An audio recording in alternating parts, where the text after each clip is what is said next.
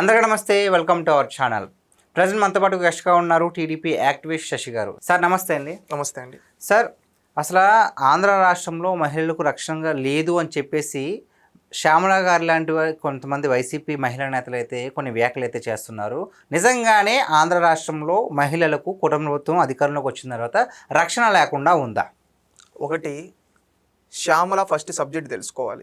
శ్యామల గారు కావచ్చు, వైసీపీలో కొంతమంది ఉండే నాయకులు ఎలా ఉన్నారంటే, ఏదో తాడేపల్లి ప్యాలెస్ నుంచి స్క్రిప్ట్ పంపిస్తారు, మనం కెమెరా ముందుకు వచ్చి అమాయకంగా నంగిగా సింపుల్గా చెప్పేస్తే జనాలు నమ్మేస్తారనుకుంటే అది మీ వెర్రితనం అవుతుంది. ఎందుకంటే జనాలు అన్నీ గమనిస్తున్నారు. ఈరోజు మహిళా రక్షణ గురించి మాట్లాడే నైతిక హక్కు వైసీపీ పార్టీకి, జగన్మోహన్ రెడ్డి గారికి లేదు. వాళ్ళు 5 ఏళ్ళు అధికారంలో ఉన్నారు కదా, 5 ఏళ్ళు అధికారంలో ఉండేటప్పుడు ఎంతమంది మహిళలకు న్యాయం చేశారు? సమాధానం చెప్పమనండి.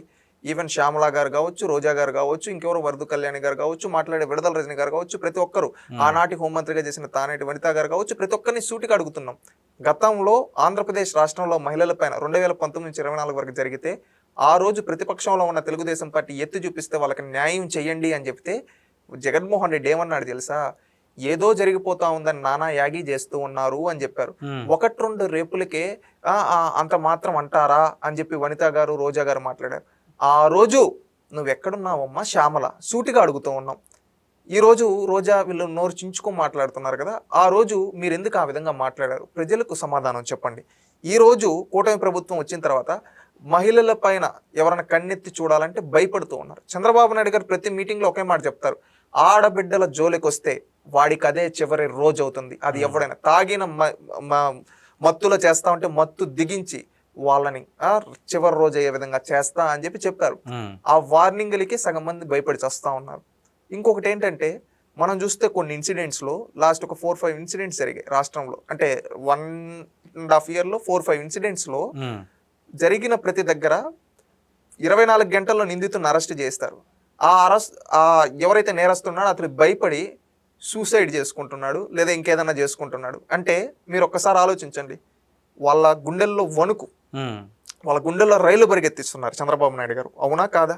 ఈ విధంగా నిందితుల్ని శిక్షిస్తూ ఉంటే, పట్టుకొని కొన్నిట్లో కోర్టులో ప్రొసీడ్ చేసి యాజ్ పర్ వాళ్ళకి ఏ విధంగా శిక్ష పడో ఆ విధంగా చేస్తూ ఉంటే, వీళ్ళు ఈరోజు కావాలని డైవర్షన్ కోసం ఏది పడితే రక్షణ లేదంటున్నారు. ఒకప్పుడు జగన్మోహన్ రెడ్డి గారు ముఖ్యమంత్రి తన సొంత నియోజకవర్గంలో, గుర్తుపెట్టుకోండి, సొంత నియోజకవర్గంలో నాగమ్మ అనే ఒక దళిత మహిళ పైన అత్యాచారం జరిగితే, ఆ రోజు కొంతమంది ఎస్సీ సంఘాలు, ఎస్సీ నాయకులు వెళ్ళి పరామర్శించడానికి వెళ్తే వాళ్ళపైన ఎస్సీ ఎస్టీ అట్రాసిటీ కేసు పెట్టించాడు జగన్మోహన్ రెడ్డి.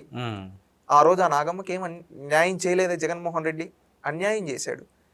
జగన్మోహన్ రెడ్డి గారు తాడేపల్లి ప్యాలెస్ ఉంది కదా, దాని కూతవేడి దూరంలో ఒక ఆడబిడ్డ పైన అత్యాచారం జరిగితే కనీసం చర్యలు తీసుకోవాలా?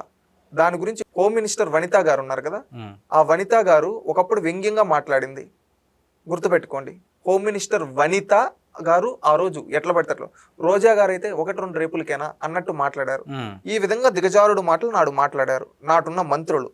కానీ నేడు సాక్షాత్ హోంమంత్రి అనిత గారి డైరెక్ట్గా ఫ్యామిలీ దగ్గరికి వెళ్ళి ఉమెన్ కమిషన్ చైర్మన్ గారు పరామర్శిస్తున్నారు. ఈ విధంగా చేస్తూ ఉన్నారు, గుర్తుపెట్టుకోండి. ఈ విధంగా చేసుకుంటూ వెళ్తూ ఉంటే ఈ రోజు వీళ్ళు కావాలని డైవర్షన్ కోసం మాట్లాడుతున్నారు. ఈ రోజు కూటమి ప్రభుత్వంకి మహిళల రక్షణ చిత్తశుద్ధి ఉంది.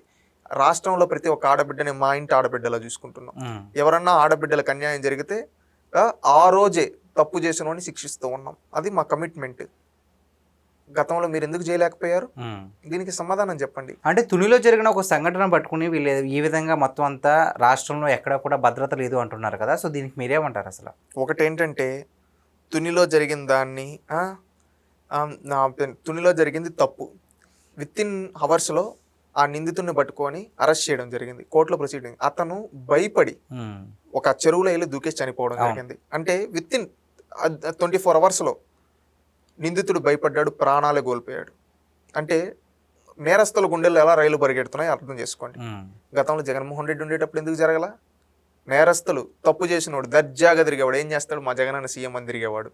ఈరోజు తప్పు చేసినోడు పార్టీలకు అతీతంగా ఏ పార్టీ పోసుకుంటున్నారు, అవునా కాదా?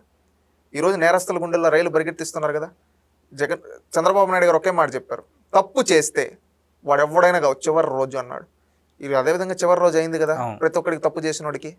ఈ విధంగా రైలు పరిగెత్తిస్తుంటే మీరు న్యాయం జరగలేదు. జగన్మోహన్ రెడ్డి ఎందుకు న్యాయం చేయలేదు చెప్పండి? ఈరోజు మహిళలకి రక్షణలో తెలుగుదేశం పార్టీ కట్టుబడి ఉంది. ఒకప్పుడు మీరు గాలికి వదిలేస్తే దాన్ని అంతా సెటరైట్ చేసి ఈరోజు చేసాం. Vizag is the safest place for women's అని చెప్పి ఈరోజు చేస్తున్నాం. మహిళల రక్షణ విషయంలో అనేక చర్యలు తీసుకుంటున్నాం. సీసీ కెమెరాలు ఏర్పాటు చేస్తున్నాం. కొత్తగా యాప్ తీసుకొని వచ్చాం. వాళ్ళకి అన్ని విధాలుగా అండగా ఉండే విధంగా ఈరోజు కూటమి ప్రభుత్వం నిలబడింది. ఒకటి, ఈరోజు వైసీపీలో మాట్లాడే మహిళా నాయకులు ఒక్కసారి ఆత్మ పరిశీలన చేసుకొని మాట్లాడమంటున్నాం. ఎందుకంటే జగన్మోహన్ రెడ్డి మెప్పు కోసం మీరు వచ్చి మాట్లాడితే మీరు నవ్వులు పాలవుతారు. గత 5 ఏళ్ళు ఎక్కడ ఉన్నారని ప్రజలు అడుగుతారు. మీరు సమాధానం చెప్పలేరు. నవ్వులు పాలవద్దండి. మీ క్రెడిబిలిటీ పోగొట్టుకోవద్దండి. ఈరోజు కూటమి ప్రభుత్వం అందరికీ న్యాయం చేస్తుంది. మహిళలందరికీ మహిళల రక్షణ విషయంలో రాజీ అనేది పడం. తప్పు చేసినోడు తాడు తీస్తారు. వాడికి అదే చివరి రోజు అవుతుంది. గుర్తుపెట్టుకోండి. Okay, thank you so much.